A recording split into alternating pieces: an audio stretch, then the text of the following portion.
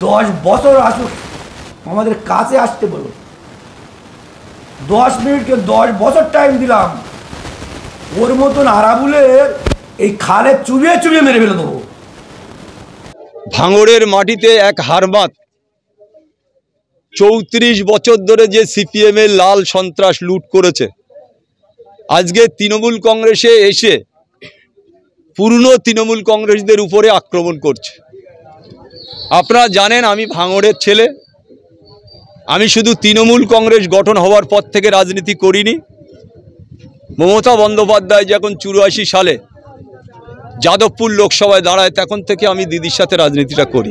আপনারা ইতিমধ্যে দেখেছেন গত 3 দিন ধরে ভাঙড়ের মাটিতে এক হারমাত 34 বছর ধরে যে সিপিএম এর লাল সন্ত্রাস লুট করেছে, আজকে তৃণমূল কংগ্রেসে এসে পুরনো তৃণমূল কংগ্রেসদের উপরে আক্রমণ করছে। আপনারা জানেন আমি ভাঙড়ের ছেলে, আমি শুধু তৃণমূল কংগ্রেস গঠন হওয়ার পর থেকে রাজনীতি করিনি। মমতা বন্দ্যোপাধ্যায় যখন 84 সালে যাদবপুর লোকসভায় দাঁড়ায় তখন থেকে আমি দিদির সাথে রাজনীতিটা করি।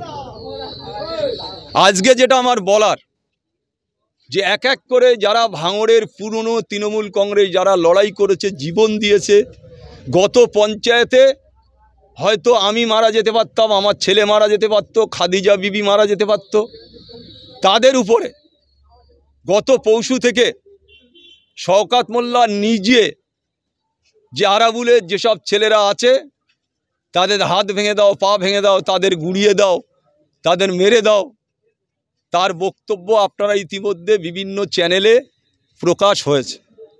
আমি শুধু আজকে একটা কথা অনুরোধ রাখবো মাননীয় মুখ্যমন্ত্রীর কাছে, যে আমরা এই দলটা করব কি করব না।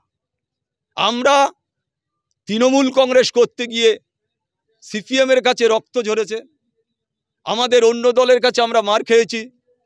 আজকে যিনি এখানে এসে অবজারভার বলে যিনি দাবি করে এলাকা যেভাবে সন্ত্রাস করছে, আজকে যারা মেরেছে তারা কিন্তু কেউ ভাঙড়ের ছেলে নয়। ক্যানিং থেকে লোক এনে ভাঙড়ে তৃণমূল কংগ্রেসের কর্মী আলতু হচ্ছে আমার ভাইয়ের মতো, যার নাম লালবাবু মোল্লা, আমার নিজের ভাইয়ের মতো, আমি তারে ভালোবাসি। 24টা ঘন্টা আমার সাথে থাকে, আপনারা মিডিয়ার লোক সবাই জানেন। তার গাড়ি ভাঙা হয়েছে, তাকে মেরে দেবারও ষড়যন্ত্র হয়েছিল, কোনো রকমভাবে সে প্রাণে বাঁচে। যে অফিসটায় আমি ভোজেরহাটে বসি সে অফিসটা পর্যন্ত গুঁড়িয়ে দেওয়া হয়েছে। সমস্তটা সিসিটিভি ক্যামেরা থাকার পরেও তারা সমস্ত সবাই মুখ বেঁধে এই গাড়ি ভাঙচুর করে, পার্টি অফিস ভাঙচুর করে। কি কারণে হামলা? আপনারা দেখেছেন হামলা কি কারণে? আরাবুল ইসলামের গোষ্ঠী করে, ফেসবুকে কোনো ছবি ছাড়ে আরাবুল ইসলামের, সেটা হচ্ছে কারণ।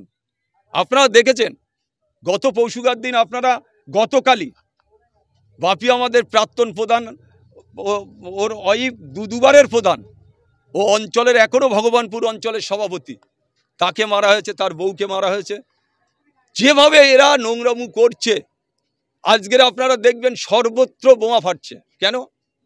একটা সন্ত্রাস কায়েম করার জন্য ভাঙড়ে নতুন করে শওকত মোল্লার নেতৃত্বে গোটা ভাঙড়ে যারা পুরনো তৃণমূল কংগ্রেস আছে তাদের উপরে আক্রমণ করা চলছে। আমি শুধু দিদির কাছে হাত জোড় করে অনুরোধ রাখবো, অভিষেক বন্দ্যোপাধ্যায় আমার নেতা, আমার নেত্রী হচ্ছে মমতা বন্দ্যোপাধ্যায়। তানার আদর্শ নীতি নিয়ে আমি 2006 সালে ভাঙড় থেকে বিধায়ক হই। তানার আশীর্বাদ এখনও, আমি তানার কাছে শুধু হাত জোড় করে বলবো যে আমরা কোন পথে যাব, এর বিচার আমরা চাই। এই অন্যায়ভাবে রাত দুপুরে তৃণমূল কংগ্রেসের কর্মীদের উপরে আক্রমণ, রাত দুপুরে মেশিন ঘাড়ে করে নিয়ে ঘোরা হচ্ছে, এটা কোন ধরনের রাজনীতি? আমি তৃণমূল কংগ্রেসের জন্মলগ্ন থেকে, আমি তৃণমূল কংগ্রেসের শুধু 98 সাল, তার আগে দিদি যখন যুব প্রেসিডেন্ট ছিল আমি তখনও যুব প্রেসিডেন্ট ছিলাম।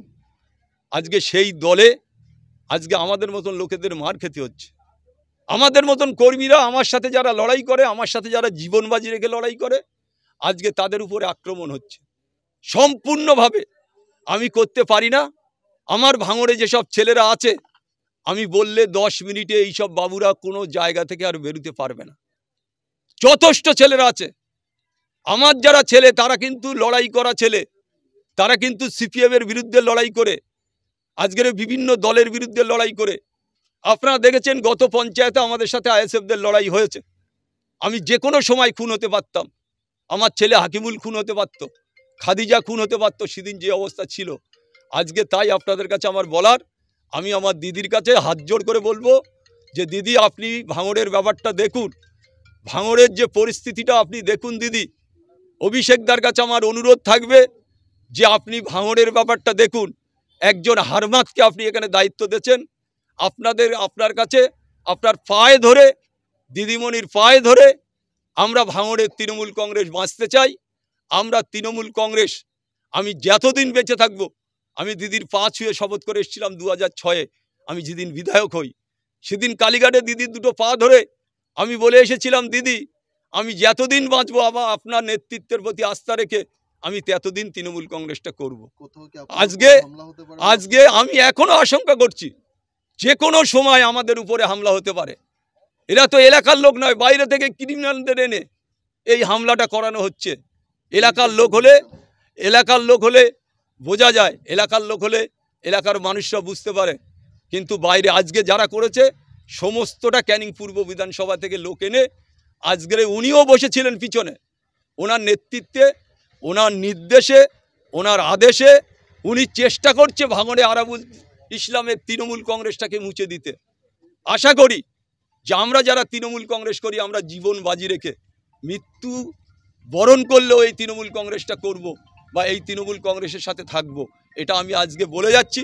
আর আমি আবেদন রেখে যাচ্ছি আবার আমার দিদির কাছে, আমার মাননীয় মুখ্যমন্ত্রী বাংলার যেভাবে তিনি লড়াই করছেন বাংলার মানুষের জন্যে, আমি অভিষেকদার কাছে আবার অনুরোধ রাখবো, পায়ে ধরে অনুরোধ রাখবো যে ভাঙড়টা আপনারা বাঁচান। পুলিশের কি ভূমিকা? আমি এখনো পর্যন্ত পুলিশের ভূমিকা নিয়ে কিছু বলবো না। কেন? পুলিশ খবর পাওয়ার সাথে সাথে পৌঁছেছে। আমরা দেখব যে কি অ্যাকশান হচ্ছে, জাস্টিস আমরা পাচ্ছি কি পাচ্ছি না, কি অ্যাকশান হচ্ছে। আমরা তারপরে প্রশাসনের বিরুদ্ধে আমরা যদি বলতে হয়, আমি এখনো পর্যন্ত বলছি প্রশাসনের প্রতি আমাদের আস্থা আছে। প্রশাসন যথেষ্টভাবে কলকাতা পুলিশ কাজ করছে। আমরা চাই সঠিকভাবে, নিয়মিতভাবে যে অন্যায়, যেভাবে অত্যাচার হচ্ছে, সঠিকভাবে কলকাতা পুলিশ কাজ করুক। আমরা সম্পূর্ণভাবে পুলিশের সহযোগিতা করব, পুলিশের সাথে আমরা সম্পূর্ণভাবে আছি। 10 বছর আসুক, আমাদের কাছে আসতে বলুন।